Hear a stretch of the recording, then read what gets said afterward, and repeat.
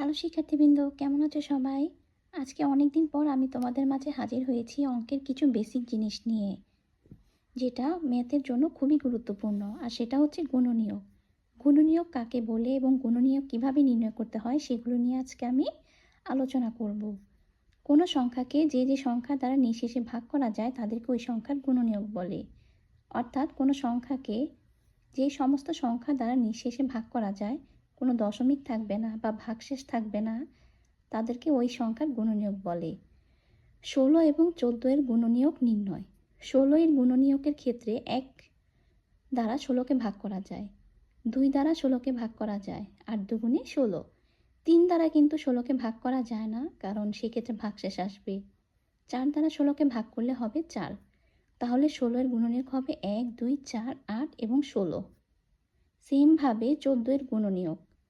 14 এর গুণনীয়ক হবে, যদি 1 নেই, 1 গুণ 14। 2 নিলে আমি 14কে যদি 2 দ্বারা ভাগ করি তাহলে হবে 7, অর্থাৎ 2 গুণ 7। 3, 4, 5 এই সংখ্যাগুলি দ্বারা 14কে ভাগ করা যায় না, অর্থাৎ নিঃশেষে ভাগ করা যাবে না। সেই ক্ষেত্রে 14 এর গুণনীয়কগুলি হবে 1, 2 এবং 7, 14। এবার আলোচনা করব মৌলিক গুণনীয়ক, সাধারণ গুণনীয়ক এবং প্রকৃত গুণনীয়ক নিয়ে। মৌলিক গুণনীয়ক।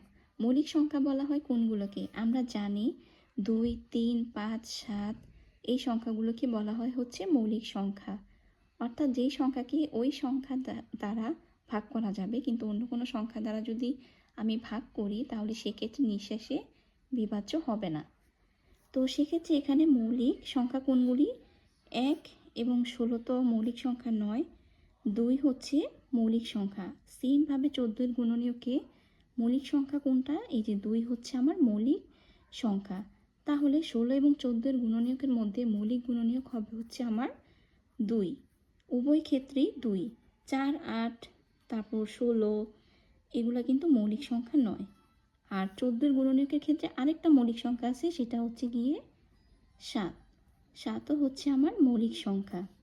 তো মৌলিক গুণনীয়ক হবে হচ্ছে 2 এবং 7।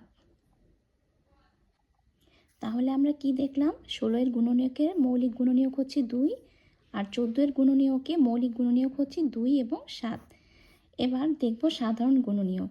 16 এবং 14 এই দুটি গুণনীয়কের মধ্যে কমন যে সংখ্যাটা, সেটা হচ্ছে গিয়ে 2, অর্থাৎ 2 হচ্ছে এই দুটি সংখ্যার সাধারণ গুণনীয়ক। তো আমি কি লিখতে পারি? 2।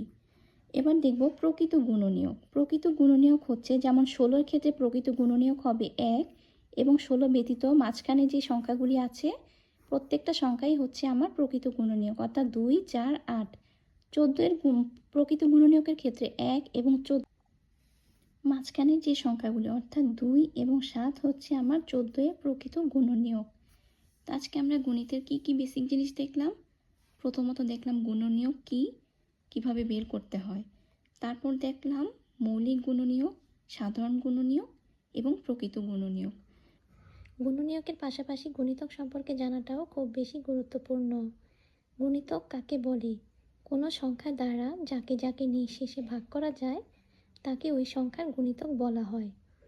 সহজ হিসাব করতে গুণিতক হচ্ছে গিয়ে নামতা। যেমন 5-এর গুণিতক নির্ণয় করতে যদি আমাকে বলা হয় তাহলে 5-এর গুণিতক হবে কি কি? 5 ওকে 5। যেমন আমাকে যদি কেউ বলে 5-এর নামতা করো, আমি কিভাবে লিখব? 5 ওকে 5, 5 দুগুণে 10, 3 5 15, 4 5 20, 5 5 25।